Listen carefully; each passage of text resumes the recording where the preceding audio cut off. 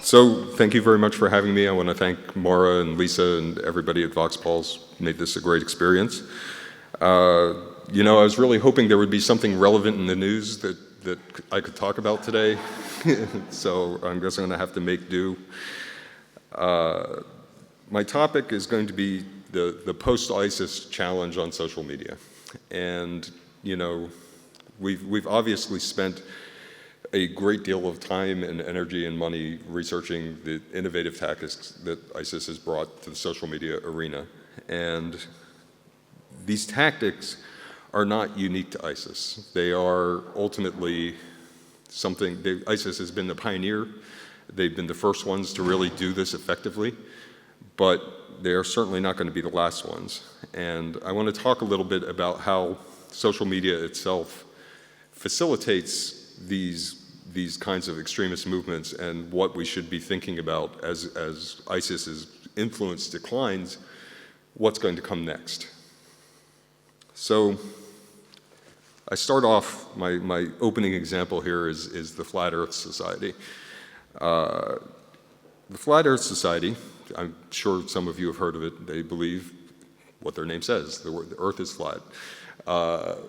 They have thousands of likes on Facebook.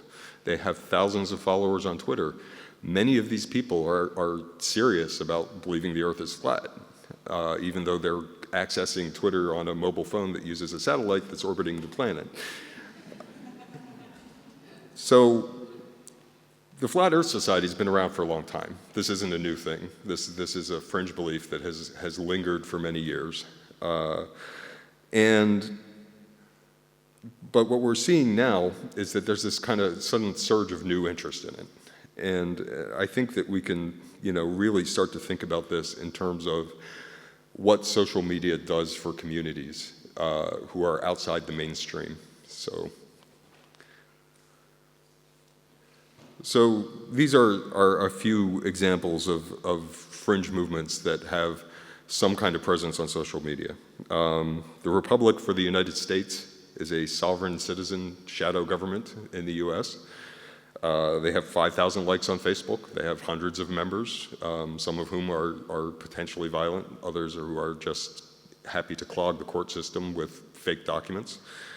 The American Nazi Party has 9,000 followers, and I'm going to be publishing soon a more extended look at some white nationalism and Nazi activity on Twitter. If you use Twitter, you probably run into some of that already.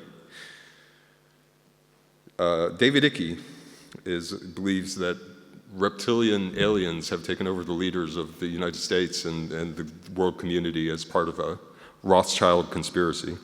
He has 150,000 followers on Twitter. He has 745,000 likes on Facebook. Some of these are ironic, which I know because when I went to his Facebook page, I saw some of my friends were following him, and I'm pretty sure they don't believe that reptilians are running the world. InfoWars, which is, I'm sure most of you probably heard of it, but it's a right-wing conspiracy site that is incredibly influential among American extremists. 106,000 followers on Twitter and 454,000 likes on Facebook. Some of those are Russian bots that are designed to pump up people who look freaky, but a lot of those people are legitimate followers who have a real interest in this. So this is a Venn diagram of the American Nazi Party, which is in turquoise, and the Flat Earth Organization, which is in pink. They both have about the same number of followers. What this shows is that they have, out of the 10,000 followers that each of these have, there are about 12 in common. So the idea that this is just like cool kids who follow freaky stuff, you know, is not applied to this. These groups there's overlap depending on how similar somebody's beliefs are, the kind of ideology they're into, but it's not like all the stupid people. There's 10,000 stupid people on Twitter and they're all following these couple stupid accounts. They are separate groups of stupid or otherwise misinformed people who are independently pursuing their interests, pursuing their dreams. So the Flat Earth Society got a big boost recently. The line's a little light for this screen, but what you can see is that starting in about June, there was a rapper named B.O.B. Bob who suddenly decided to declare his support for flat eartherism, resulting in a gigantic spike in followers. So the Flat Earth Society was, running around 400 followers on Twitter for a very long time, and all of a sudden they have 5,000 followers. You've got Bob, is now a prominent supporter, Tila Tequila, who's probably one of the 12 people who overlap between that Nazi and Flat Earth Society diagram, has also come out in support. And what this really kind of illustrates is just how quickly things can change in this environment. There's every fringe belief that you can imagine can be found somewhere online. And I'm going to use an example that if any of you have heard me speak before, you've heard me use this example. But if you were a radical Druid living in Peoria, Illinois in the United States in 1950, you would go your whole life without ever meeting another radical Druid. Now, in the current environment, that same person can get online and can be planting trees with friends in a matter of a couple of days. Anything that you're really interested in, you can find a couple dozen or a couple hundred or a couple thousand people who share that interest. So, these numbers are relatively small. On Twitter, we're talking about 310 million monthly active users. On Facebook, we're talking upward of 1.5 billion. And the support that these groups get is objectively tiny. So the Flat Earth Society, its followers represent 4 1,000ths of 1% of all Twitter active users, which is basically statistically zero. Similarly, the American Nazi Party was at 0.003%. InfoWars is much stronger showing, but it's still 0.034%. These are tiny, tiny, tiny fractions of the overall online community. The issue is that you only need to hit that tiny fraction to create a massive disruption in society. And the example of that is ISIS. So peak ISIS on Twitter, and let me just say a few words, because a lot of the presentations I've been listening to have rightly pointed out that what happens on social media is not a complete picture of what's happening in the world. Our focus, obviously, this conference is on online extremism, so we're heavily focused on that. But what's happening online is increasingly a very good proxy for what's happening in the outside world. And increasingly, even if all members of a movement are not online, enough members of a movement are online to get the benefits of being on social media. So when social media first came on the scene back in the early 2000s, and for several years, I was kind of a skeptic about the rhetoric that was being said about it. People talked about it's going to change the world. I sort of looked at it and said, well, this jihadi propaganda is really the same stuff that they did offline. They're just doing it online now, and it's not such a big difference. I was terribly, terribly wrong about that, and I'm going to talk about why. What happens online is having a tremendous impact on the world. You can argue for correlation or causation, and I think what you're going to see in this talk is an argue for causation. But if you understand the environment, if you know what you're doing, you're not just like plugging in a hashtag and say, oh, look, this hashtag did great, so something's happening. But if you understand the environment, you understand the populations that you're looking at and what kind of social media they use and how they use it, this is a remarkable tool for seeing what's going on and for coordinating things that happen offline. So ISIS is a really good example of this because they were really the first extremist group to take an industrial approach to social media. They created large social media teams, thousands of users, who worked in synchronized ways, starting in about 2013 and then becoming very visible in 2014. And, the social media piece has played a huge part in the foreign fighter flows. Some online recruiting happens, but what we see is that, especially from the West, those fighters are almost always on social media.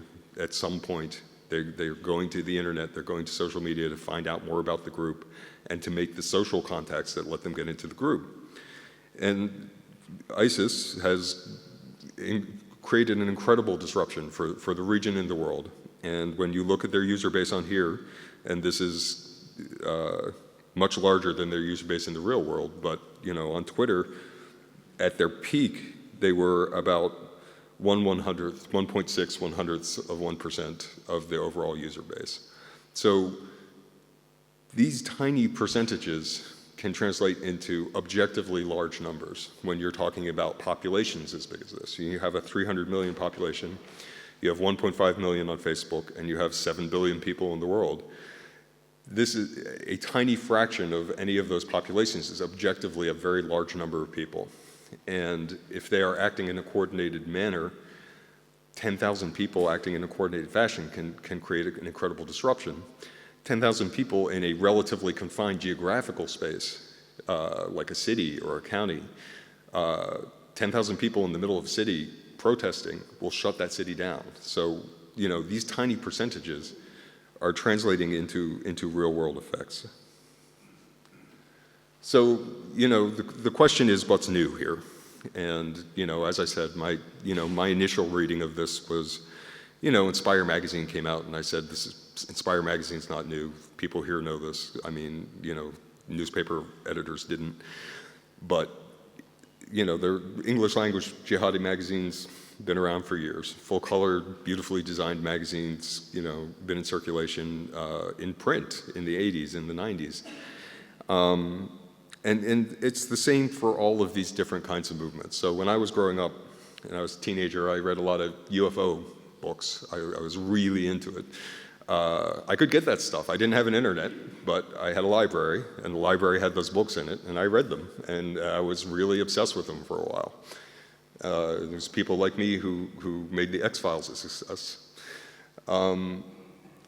Similarly, one thing that was read I grew up in a fairly rural area of Pennsylvania, and my friends and I like to read Soldier of Fortune magazine. So if you follow far-right movements in the United States, Soldier of Fortune is like a huge incubator of that stuff. It's nominally a magazine for mercenaries, which is why we were reading it, because we were like, 12 years old, and we figured we're going to be badass mercenaries when we grow up. That didn't work out, but but there was a lot of other stuff in there. There was a lot of conspiracy theories. There's a lot of right-wing, anti-communist kind of propaganda, and I found it. I heard about this somehow. It was on a newsstand. You could order it. The radical ideas got out. They would get out in simple, organic ways. They would get out in very organized ways. So the Afghan Jihad, comparable number of fighters went to Afghanistan that had gone to Syria. Syria is now outstripping Afghanistan, but this was a significant number. It took place more slowly. It took place over 10 years instead of over 4 years. But upwards of 20,000 foreign fighters went to Afghanistan, including probably a couple hundred Americans. And the word got out through videotapes. They had videotapes. They would take them to community centers. They would take them to mosques. Abdullah Azzam, the leader of the foreign fighters in Afghanistan, came to the United States. He did tours. They did TV shows, like local cable access TV shows. They got the message out. They were able to recruit. Jonestown, it's a cult that famously ended in a terrible massacre, got a couple hundred Americans out of the United States and to Guyana based on a sort of crazy ideology and led them to their deaths. No internet. In one area that I've been looking at, particularly in recent years, is sort of this anti-communist publishing houses that were operating in the United States through the 50s and 60s. So the John Birch Society, rabid anti-communist society that really incubated a lot of other domestic U.S. extremist movements. They published so much stuff, newsletters, books, their catalog is unbelievably huge. There's a company called Omni Publications that is really the key vector through which a lot of anti-Semitic conspiracy theories became popularized in the United States and in Europe in the 50s and 60s, and they still exist. They actually have a website now, and they're selling these same old books from like 1935 about the money conspiracy. So in some ways, this isn't new. Extremist groups will always go to the best technology that's available to them affordably, and they'll use it. So, but something's changed, right? So we all sense this. We're having conferences about this that weren't being had 30 years ago, 40 years ago. There's way more of us studying this issue now. And ISIS is really, come to be emblematic of this change as the big problem that we're all obsessed with solving and figuring out how to deal with what they're doing online. So this change comes from a couple of different factors. It's a pretty complicated arena, but there are 4 things that are really fundamentally different for an extremist group trying to recruit in the internet age. So the first is security. So, I was reading Soldier of Fortune magazine. If I had questions about, becoming a white nationalist fighter in Rhodesia, as they were often soliciting for in the pages of that magazine, I would have had to go talk to some dodgy people about that. And, people who are violent, potentially dangerous, heavily armed, people I might, 12-year-old me might have been a little nervous about doing that. In fact, 12-year-old me would have been nervous about doing that, so nervous that I wouldn't have done it. Online, you can start talking to a violent extremist without exposing yourself to physical risk. So instead of having to really take that first step into danger before you're exposed to an ideology and radicalization and recruitment and all the stuff that we've been talking about over these 2 days, you had to be committed enough that you were willing to take at least one risky step of talking to somebody who is potentially dangerous. And now you can talk to that person, freely. You can get online. You can start talking to them on Twitter. You don't have to disclose your own identity. You don't have to disclose where you are. And you can get to know the person before you take the risk. So you can get comfortable with the person on the other end of this spectrum. And that's a big deal. You're going to hear all the arguments, the same arguments you would have heard before, but your barrier to entry is much lower. So you don't have to take that physical step. Discovery. So I'm using the phrase that William Gibson popularized. It's faster than meat space. Cyberspace, you can find the people you're looking for. You have a variety of tools to locate people who share your interests. As opposed to, my radical druid in Peoria, what's he going to do? He's going to have to go to Ireland, to find somebody who's likely to share his interests. Now you get online, and if you find one account that shares your interests, then Twitter and Facebook and Google will recommend lots of other stuff that reflects that. So if you create a Twitter account, follow one jihadist, it will give you 20 jihadist recommendations. You don't even have to do the work yourself. It will be served up to you. So discovery is radically different than it used to be. You don't have to send a recruiter out in meat space to shake hands and potentially be exposed, potentially get arrested. Maybe they're going to get thrown out of the mosque that they're trying to recruit in. All these complications just suddenly fall away, and the process of finding people who share your interests has become dramatically, exponentially simpler. Remote intimacy. This is something that I sort of experienced myself and really started to appreciate after I was corresponding with Omar Hamami, the American who joined al-Shabaab. I had interviewed him initially because he broke with al-Shabaab and he was, mounting a criticism of them, and I wanted to find out more about that. So I interviewed him on email, and then he got onto Twitter to promote his plight that al-Shabaab was going to kill him for speaking out. And he, was repeatedly trying to engage with me on Twitter, so finally I didn't want to talk to him in public at first because I didn't want to publicize his, ideology.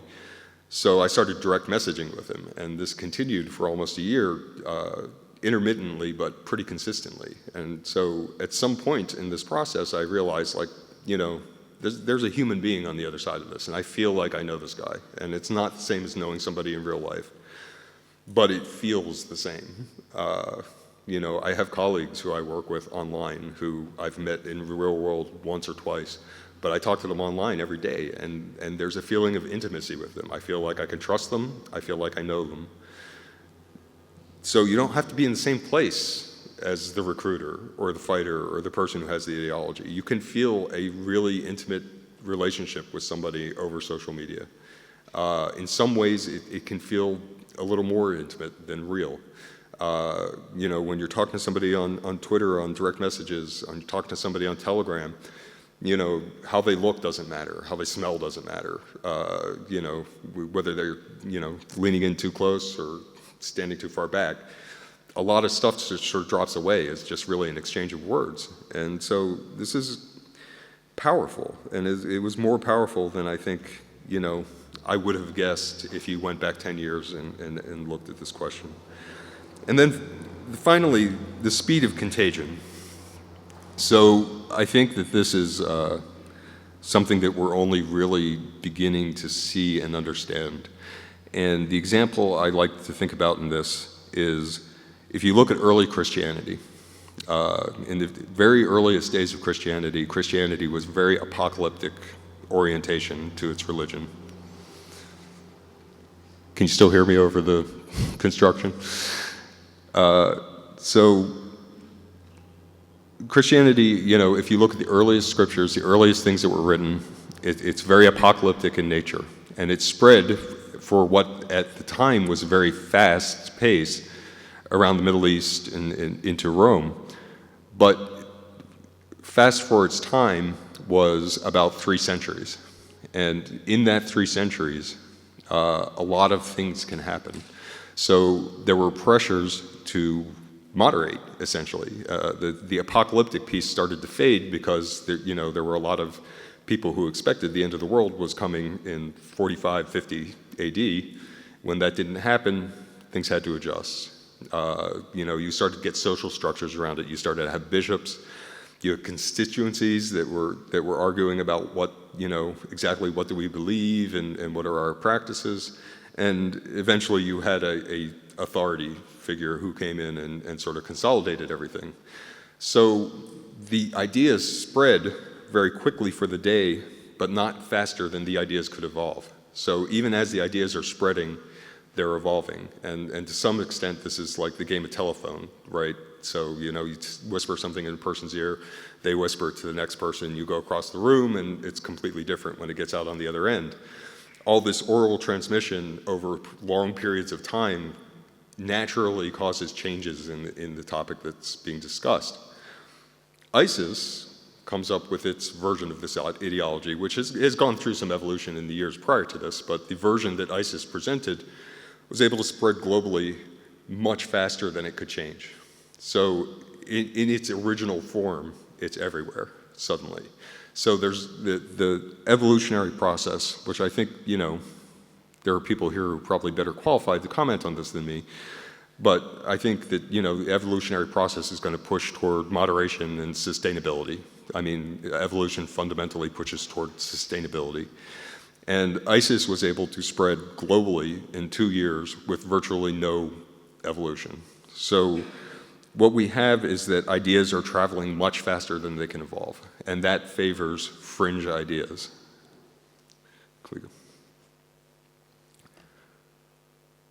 So all of these things, everybody, especially in policy circles, I'm sure you've experienced this frustration in talking to people in policy circles, treats ISIS as if it's very special.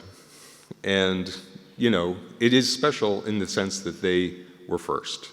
They came up with the idea to really, go out and automate their social media, to synchronize it.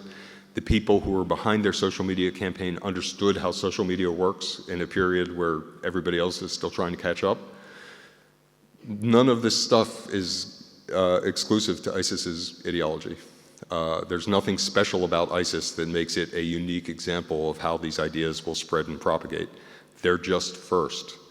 And we're already seeing that other groups are starting to emulate what they're doing, in lesser and greater ways. And that's what we're sort of moving toward. That's the post-ISIS challenge, is how are we going to deal with those groups?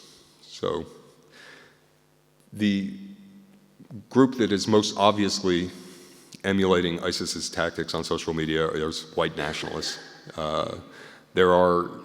What you're seeing here is a graph of a particular subset of white nationalism. It's Twitter followers of accounts that are based on real-life organizations. So they have some kind of offline component in the United States. So it's a very limited set. But what we've seen is that that set has grown explosively over the last 6 years. I did a study in 2012 on this group. I repeated it without publishing in 2014 just to see what was going on. And we'll be publishing, GWU will be publishing something soon on the current state. These guys are exploding onto social media. The current size of the network is bigger and it's more active than ISIS at its peak.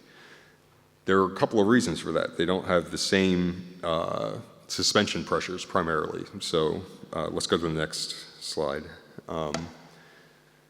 So a few things set the stage for this. So white nationalists had been, pushed out of public discourse in the United States, pretty aggressively. By the 1970s, it was remarkably uncool to be a white nationalist. In the 80s and the early 90s, they tried to rebrand themselves as neo-Nazis and skinheads and try and recapture some coolness. And they were the ISIS to, Ku Klux Klan was Al-Qaeda and neo-Nazis were ISIS. Similar kind of evolution at a much smaller scale. But they really couldn't get any traction because, a lot of these values had just been completely pushed out of the mainstream. So a lot of that suppression of that content originated with the mainstream media. Mainstream media was more progressive than the regular population. They started putting out content that said, made a judgment about racism. You had Archie Bunker and the Mod Squad and, a million different things, a million different ways that message was reinforced. If you were a neo-Nazi, you were not going to get a TV show. So the only TV show about Nazis that was succeeding in this period was Hogan's Heroes, and that was an aberration. The news, which is the most important part of a political movement, is access to news. And the news was dominated by people who were opposed to white nationalism. So these gatekeepers really forced the movement into the shadows. They were required to do their business in secret. They would hold camping trips in the South. And they started using the internet in its earliest form. So they had bulletin boards, dial-up bulletin boards back in the 80s. And they had a lot of, they basically followed every trend. So they got onto forums, message-protected forums. They got into any online function that they could find, and all of that stuff is great, but it's only you're talking to a closed community. It's really just the people who are going to bother to sign up for Stormfront is who you're talking to. You're not reaching a wider audience. So when we think about how this is going to affect things going forward, it may dismay you to hear this, given that everybody here has been working on this problem for years and experiencing great frustration. ISIS is the easy problem. So ISIS was doing its work at massive volume, so it's easy to detect, and it pushing the boundaries of the terms of service, both in the types of content they use and the types of activity they took part in, the automation they used. They're breaking the rules left and right. Getting these guys off of social media is a relatively easy task because they're breaking the rules. They're putting out incredibly graphic violence. They're making specific threats of violence, but most importantly, they have no base of support in any mainstream society. Even in Saudi Arabia, there's not a a mainstream base of support. So nobody in Saudi Arabia is going to like march down to City Hall with protest signs saying, please don't suspend ISIS on social media. Some of them will resent it privately, but they're not going to do it in public. There is no constituency for ISIS. That doesn't apply to everybody else. So, white nationalism, as we are unfortunately experiencing, both in the United States and in the UK and broadly in Europe, white nationalism has a constituency, and they are able to blur the lines and really present themselves in ways that do not violate the terms of service and create a more legitimate free speech problem. So, an organization or a government is going to be much slower to try and stamp out white nationalist sentiment than they are with ISIS. So all the resources that we have on ISIS are not available for every other fringe group that's coming up. So this leads to a couple of complicated calculations. We got freedom of speech, which I just touched on. We're seeing the mainstreaming of these movements, which I just touched on. The more mainstream they are, the harder it is to push back on them on social media. We have a corporatocracy, which I'm going to talk about a little bit more in a minute. That just means that the decisions about what is acceptable speech are being made by companies and largely not by societies. And we have a bias in enforcement. So ISIS, if you're an ISIS supporter at this point, you're on social media, you're living in fear. You're going to be gone any minute. And if you're a white nationalist, you have to be pretty egregious to get off. Next slide, please. So, unfortunately, after thinking about this for a long time, I feel that this is going to have dramatic implications for where we go as a society over the next 10 or 20 years. I think because social media favors identity, you can use an identity marker on your avatar, you can find identity groups very easily. I think we're looking at a massive social reorganization. I think identity groups are going to come back with a vengeance.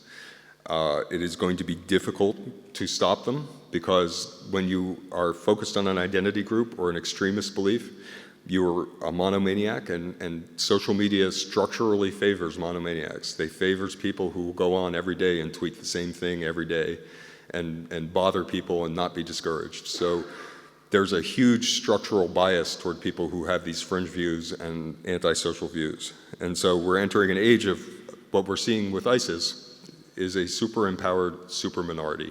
Tiny fraction of all the people in the world who can create a gigantic problem, who can kill a lot of people, who can paralyze economies, who can paralyze regions. So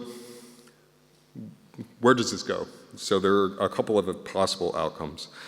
The best case is that we quickly evolve tools that reinforce the resilient center, right? So good people get online and they tweet, bring back our girls, but they don't tweet it for a day and then go home. They keep tweeting it and they keep doing things on social media that promote the center.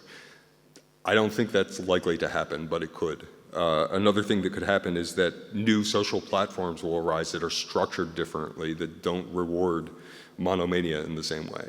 That's somewhat more possible.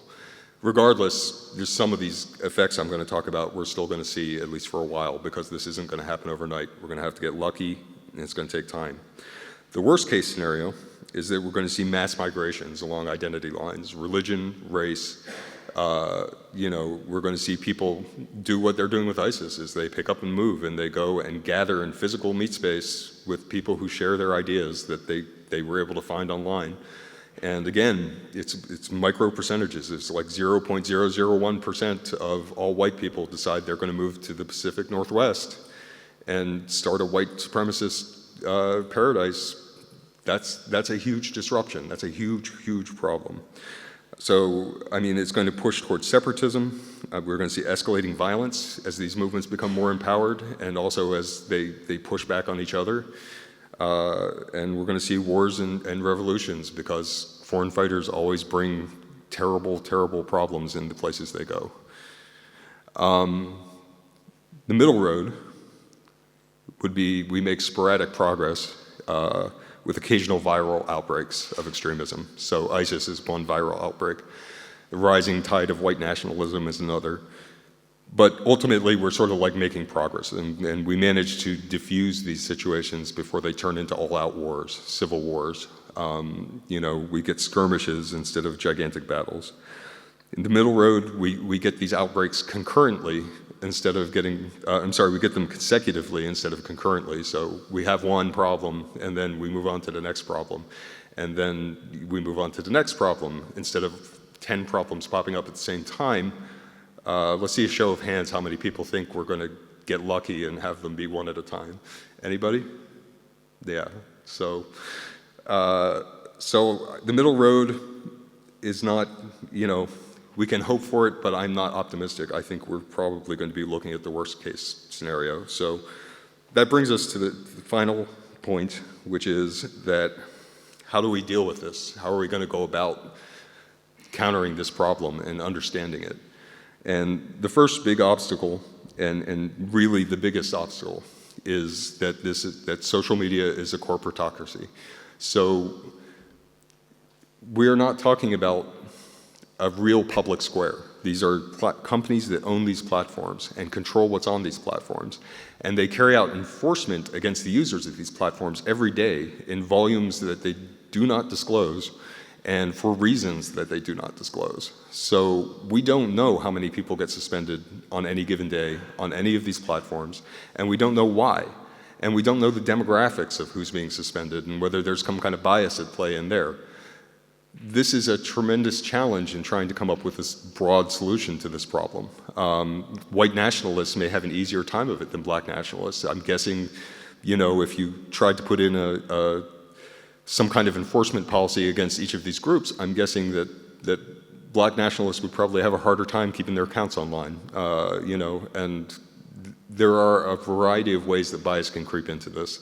So nobody wants a world where, you know, Google, Facebook, and Twitter are deciding what's acceptable morality and what's acceptable speech. But that's the world we have. And as these platforms become increasingly important, increasingly part of the public discourse, this problem is only going to get worse. They also operate in global jurisdictions, so different countries have different standards. This gets to be an incredibly complicated problem. None of these companies want to work with government in a really active way for reasons that are laudable, but it's still, you know, when you sit down and we're going to try and figure out how to solve this problem, that's a real challenge. So ultimately, there is no obvious solution at this time to all of this, and that's why I tend to think we're going to see the worst case scenario. I think we're in for a rough 10 years with a lot of violence and a lot of turmoil, and I think the best thing we can do is not be surprised by it. So this is why I'm being the prophet of doom today. So I would now be happy to take some questions.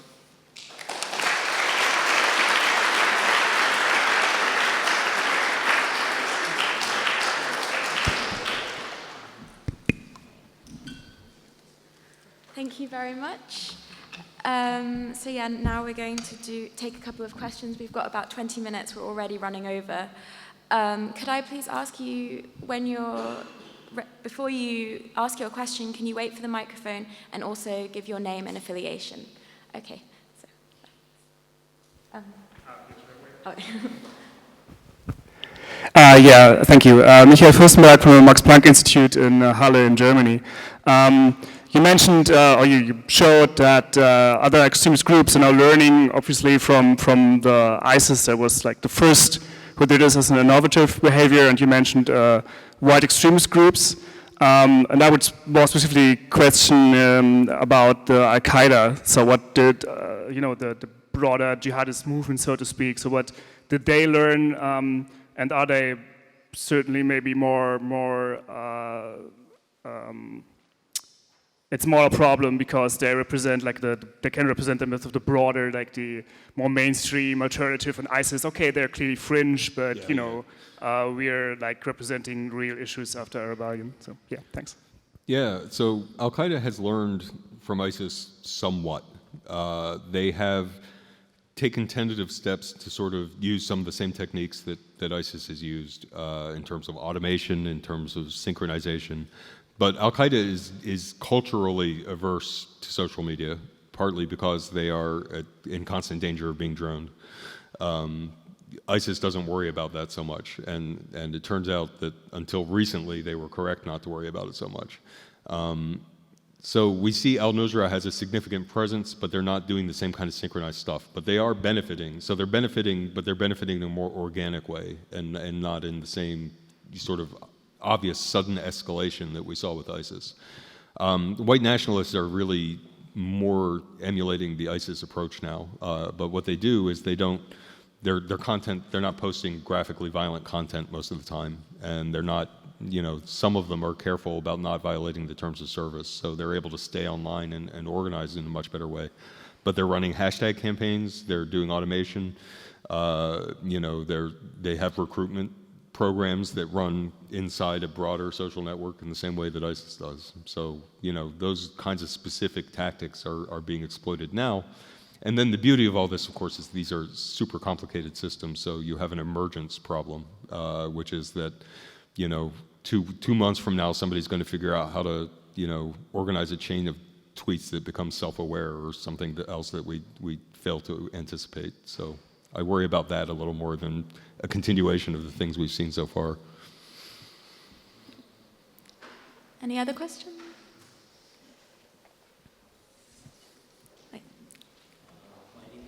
Oh. Moin Khawaja from DC University. My question for you is, how do we treat propaganda by other Islamist organizations which are equally deadly as ISIS? For example, Jabhat al-Nusra, Ahrar al-Sham, Jabhat al-Islamiyya, and many others in Iraq and Syria, in Libya, or in Afghanistan. You have ISIS in Afghanistan as well. Should that propaganda be treated as seriously as it is being treated in terms of ISIS, or what should be the approach to it? Well, that's a good question. It's a difficult question. So, we're currently looking at an incredibly complicated jihadi landscape right now. And right now, decisions are being made very ad hoc. So the Taliban, for instance, has been online on social media forever without any real significant pressure being put on them except sporadically. Jabhat al-Nusra is in the position of being part of this rebel coalition, and so there's some ambivalence in the Western governments about what are we going to do about it, whereas in the Gulf governments are completely enthusiastic about Jabhat al-Nusra. Al-Nusra could also break with Al-Qaeda. This is obviously, anybody who follows Al-Nusra knows that every 2 weeks there's a story saying that they're going to break with Al-Qaeda, and it never happens. But it's a logical move for them, and you kind of have to think that sooner or later that's probably going to happen. So then what do you do with them? Do we draw the line there?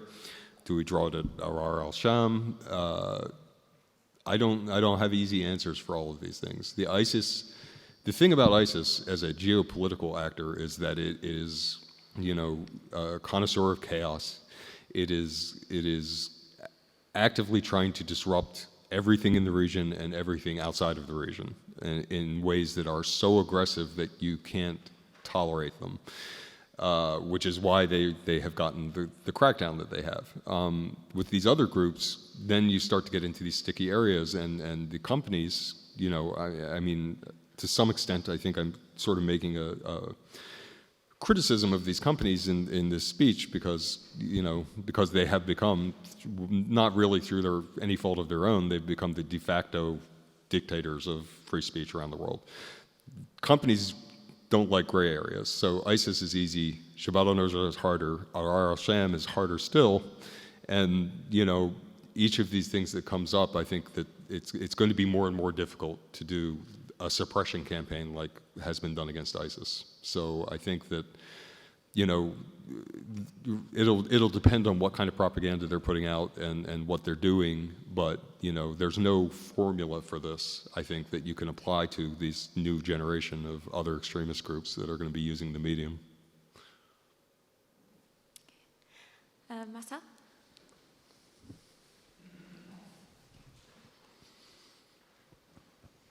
Marcel Worring at University of Amsterdam and part of VoxPol. So you're indicating it's only a very small part of the social media, it's 0.002%. That's still a huge amount of data, a lot of unstructured data. So how do you deal with that? Well, my experience has been that if you know a few accounts that are in the particular extremist movement that you're looking at, that you can find a lot more accounts.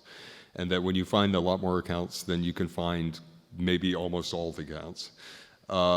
So I think that, you know, a failing in particularly in how governments approach this has been to do, they want a top-down solution. So they want to be able to load the internet up in their browser and press a button and all the extremists will pop out of the internet.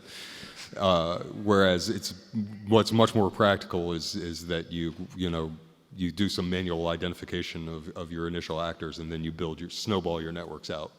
So once you have that, one advantage that we do have in this that I think I glossed over because I was running out of time is that trend detection is much easier in an age of social media. This is an incredibly powerful tool that we really have not exploited fully. And you know, I speak from the experience of, you know, one reason I got to work on a book on ISIS is that I saw them coming on social media before I saw them coming on the ground. And you know, you could see the rift with Al-Qaeda was particularly really the thing that first interested me in ISIS. I was like, wow, you know, forum administrators who have Twitter accounts are suddenly switching their allegiance. And then when you looked at so you spin out their social network and you see that more and more people around that network are also switching their allegiance. And so there's a lot of really cool stuff we can be doing with trend detection that I think we're only at the beginning of. So, you know, being forewarned is good. In some cases it'll help, in other cases it may not. But I think that's you know, the utility of this data, aside from identifying individual bad guys, is really to sort of not get flabbergasted every time one of these things comes up. So, you know, in 2015, 2014, you know, we're subjected to an endless series of stories about ISIS coming out of nowhere. That helps ISIS when they're perceived as coming out of nowhere. So, you know, the more we can anticipate and educate people about what's going to happen, the lesser the impact will be. But if I understand it correctly, if you talk about trends, it's basically the number of followers or the kind of easy statistics other than what's in the text, what kind of images are there, what are they using as images, how are they spread, those kind of things. Or are you also taking those into account? No, I'm talking about that whole spectrum of things. So, I mean, you know, in terms of what I found is that you can, if you have a good set of people who are interested in a certain topic, so say they're tweeting white genocide, if you collect the people around those people, this is just one example of the way I approach things, and everybody else here has a lot of great ideas on this too. But I don't, you know, I look at those people who are tweeting white genocide, and then I collect everybody who's following them, and then I look at what other hashtags they're tweeting, and then I try and figure out where the overlapping networks are. There's a lot of interesting stuff you can do extracting value from text. I'm not a big fan of semantic and sentiment analysis, but I do like word pairs and collocation and, you know, word frequency kind of stuff is stuff that's very basic, but it gives you some idea of what's going on. I don't have the cool image technology that we saw on display here, but I think that's another really interesting way to approach it. So, you know, our ability to process, get intelligence out of the data is only going to improve as this goes on, and so, you know, that's a bright spot in this. So VoxPol might bring some new things to you. Yes, I learned stuff. Anyone else? Oh, yes, please. Over here. Oh. Yeah. Hi, Ece Özkan, Facebook. So my question is more around separatism, separatist movements. So you know that in Turkey there is PKK. Obviously they are fighting against ISIS, there is also YPG. But the government is sort of fighting both against them and ISIS. So how do you see this as a worst case outcome for, let's say, either for Turkey or for EU, because basically Turkey is the sort of the hub, like between, like sort of like the border between ISIS and rest. Well, I mean, I'm not a regional politics expert, but even I can see that Kurdish separatism is going to be a big issue in the post-ISIS environment. And, you know, there's a lot of political opposition to it. At the same time, the United States has been, you know, really liking how the Kurds are taking on ISIS. And so, you know, I don't know what kind of understandings they might have behind the scenes on that. And I'm not, you know, I wear a lot of hats, but regional politics expert is not one of them. So certainly I can see enough to be concerned about it. And the PKK is very good at Twitter, by the way. So, but I don't think I can comment on that intelligently enough to. Anyone else? Yes, over here. Laura Smith, BBC Monitoring. Just perhaps on the day of the UK referendum outcome, I can't quite deal with the bigger picture doom and gloom. I know, I felt bad because I knew everybody was already going to be in a pretty gloomy mood coming in here. But just so on the sort of wider implications that you're drawing from online activity and the sort of nature of fringe society, fringe community impact, isn't it the case that the impact of IS actually comes from the impact it's made on the ground in real terms? And it wasn't the internet activity that came first. So just aren't there many sort of factors, real life factors, including that favour the status quo, including the sort of people in charge and the corporatocracy that you referred to? Don't lots of things actually sort of militate for a sort of more sane outcome than you suggest? Please say yes. Well, the on-the-ground situation in Iraq, certainly. I mean, you know, offline pieces of this are hugely important. And I don't mean to minimize that. What I think is that the input coming from the social media network places is going to take volatile situations and make them more volatile. And I think you can make a pretty good case for that with IS. You know, I guess that's kind of, you know, the best, the least depressing way I can probably put that. Thank you. Okay, thanks. I think we have time for one more question.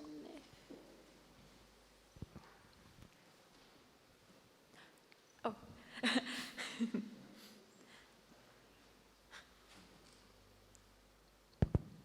Hi, Serena Tieno, Netherlands Data Analytics. Thank you for your talk. I would like to go back to the topic of the white nationalism.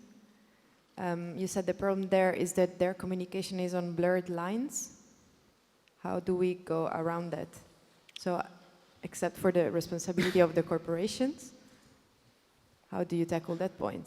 Yeah, that's the problem. So, with the white nationalists, there are certainly organized efforts at this point that do break the rules, you know, that do violate the terms of service. So, you know, I'm sure most of you know that I've been, you know, a big advocate of suspensions on the ISIS networks for a long time.